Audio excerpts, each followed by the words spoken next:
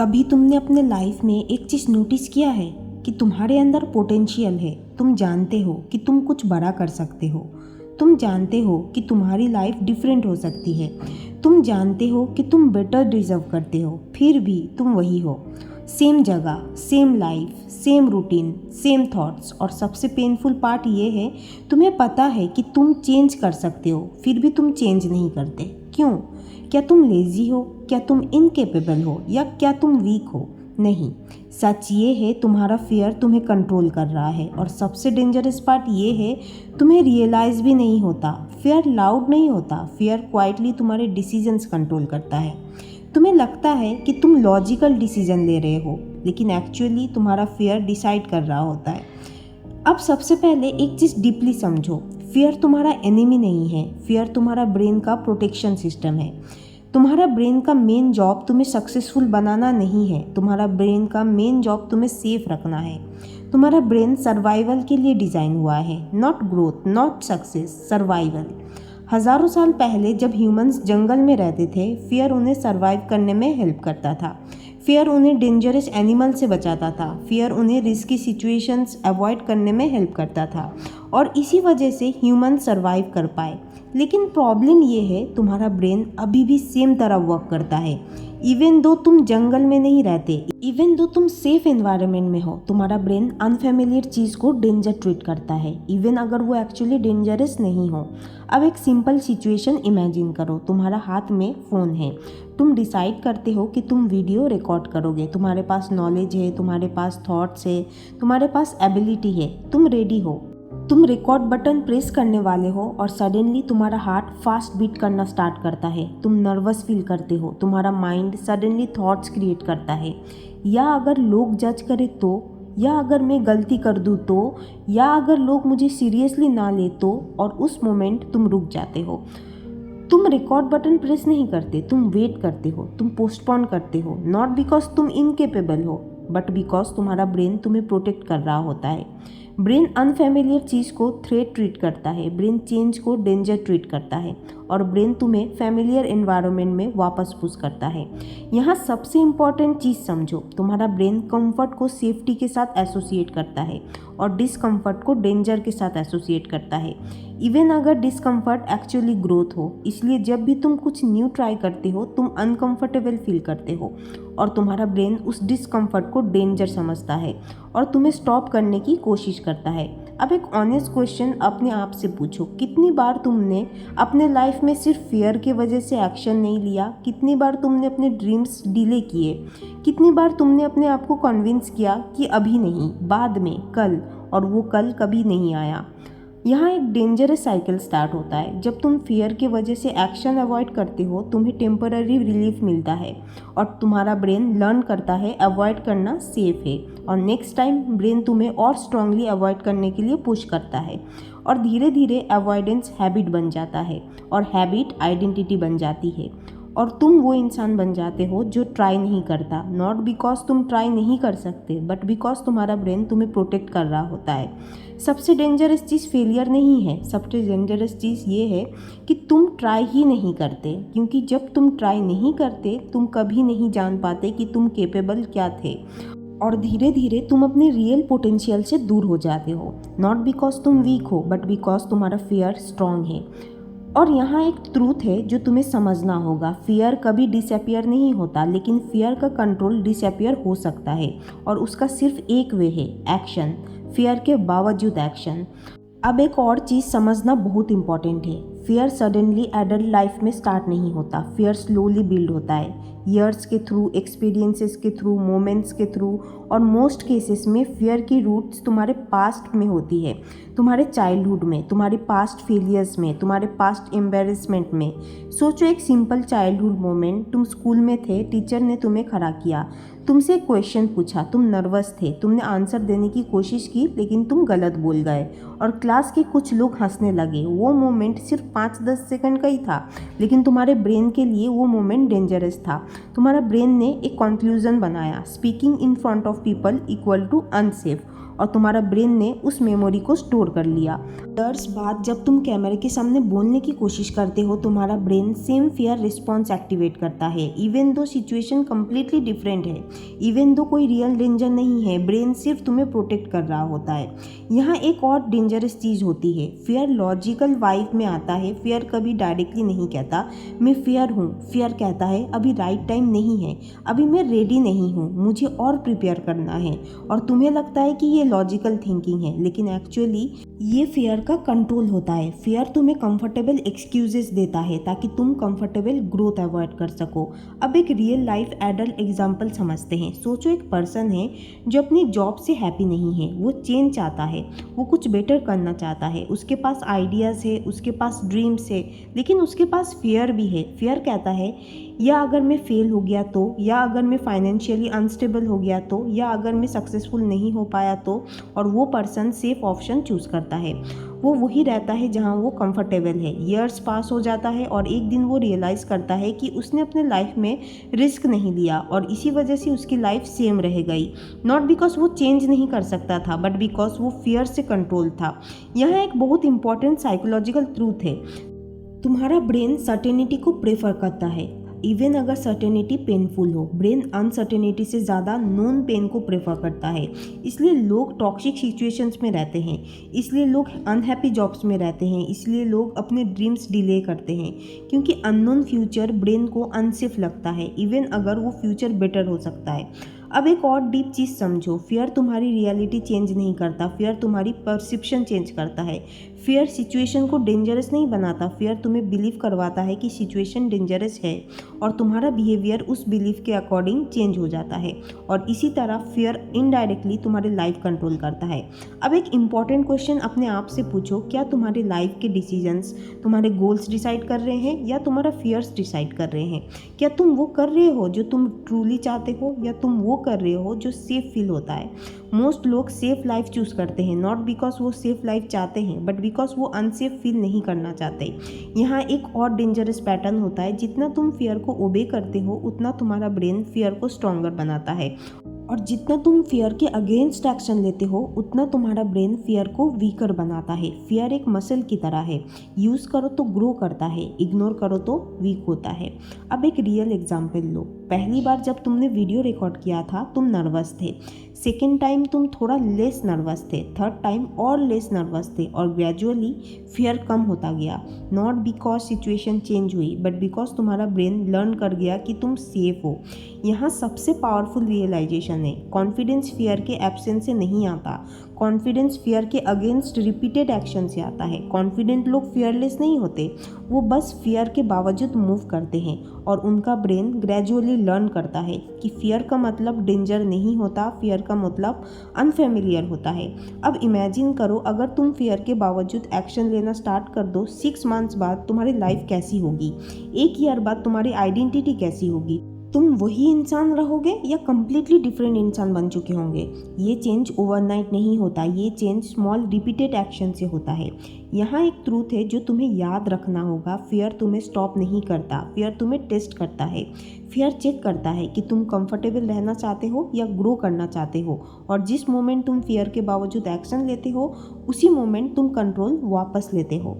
अब तक तुम ये समझ चुके हो कि फियर तुम्हारे एक्शंस को कंट्रोल करता है, लेकिन अब सबसे इम्पॉर्टेंट चीज़ समझना ज़रूरी है, फियर तुम्हारे एक्शंस को सिर्फ कंट्रोल नहीं करता, फियर धीरे धीरे तुम्हारी आइडेंटिटी को कंट्रोल करना स्टार्ट कर देता है। और ये प्रोसेस इतना स्लो होता है कि तुम्हें रियलाइज़ भी नहीं होता। जब तुम पहली बार फियर की वजह से एक्शन अवॉइड करते हो, तुम्हें रिलीफ फील होता है, तुम सेफ फील करते हो, तुम्हारा ब्रेन लर्न करता है अवॉइड करना सेफ है। फिर नेक्स्ट टाइम जब तुम सेम सिचुएशन में होते हो, तुम ऑटोमेटिकली अवॉइड करते हो, और तुम्हारा ब्रेन उस पैटर्न को रीइंफोर्स करता है, और धीरे धीरे अवॉइडेंस तुम्हारा डिफ़ॉल्ट बिहेवियर बन जाता है।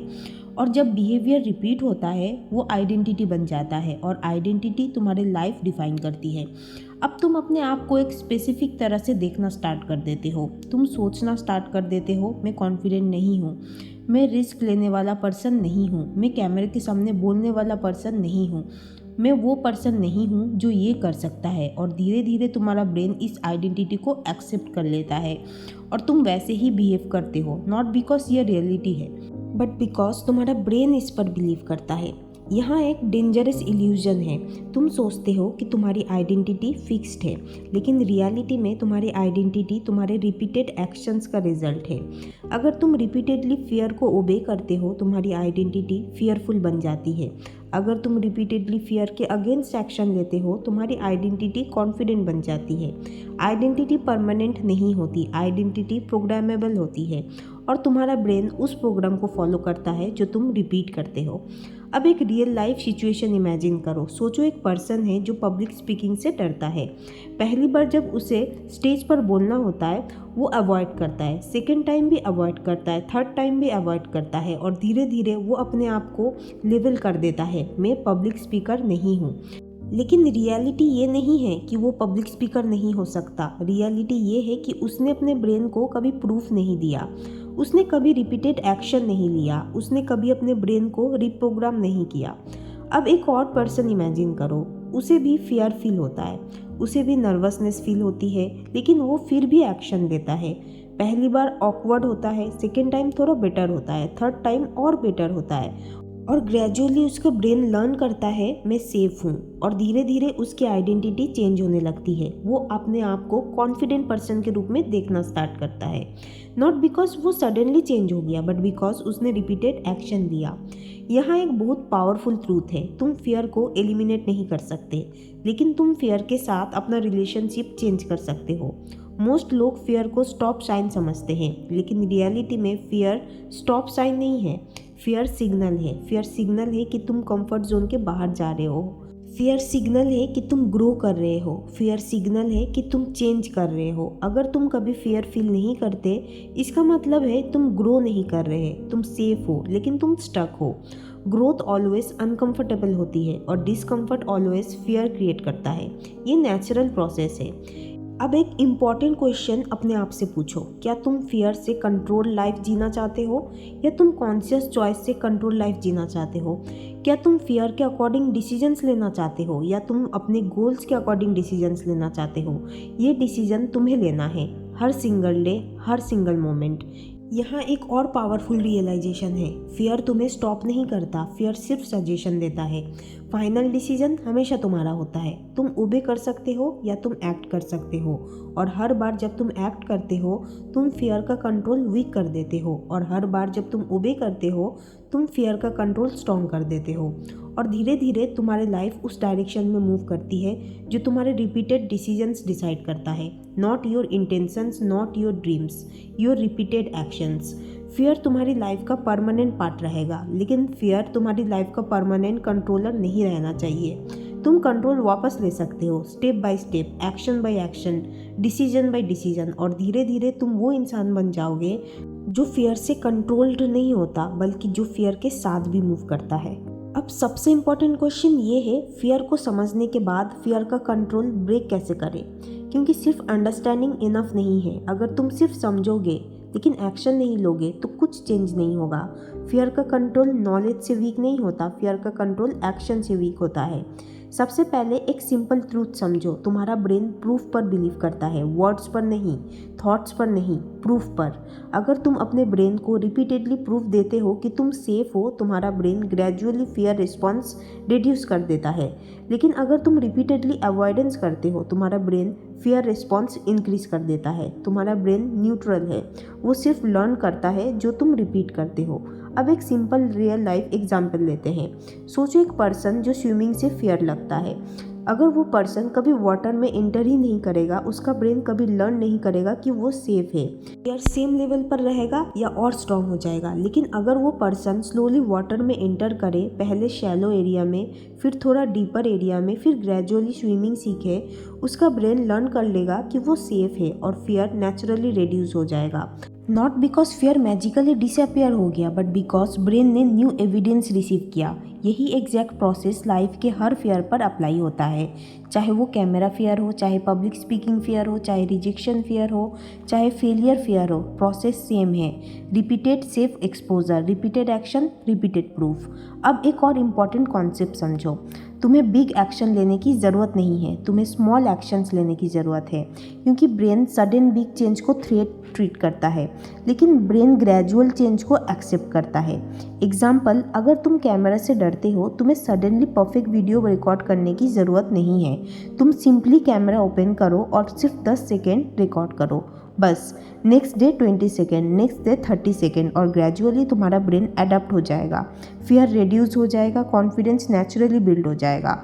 यहाँ एक मिस्टेक मोस्ट लोग करते हैं, वो वेट करते हैं कि पहले कॉन्फिडेंस आए फिर वो एक्शन लेंगे, लेकिन रियलिटी ऑपोजिट है। पहले एक्शन आता है, कॉन्फिडेंस बाद में आता है।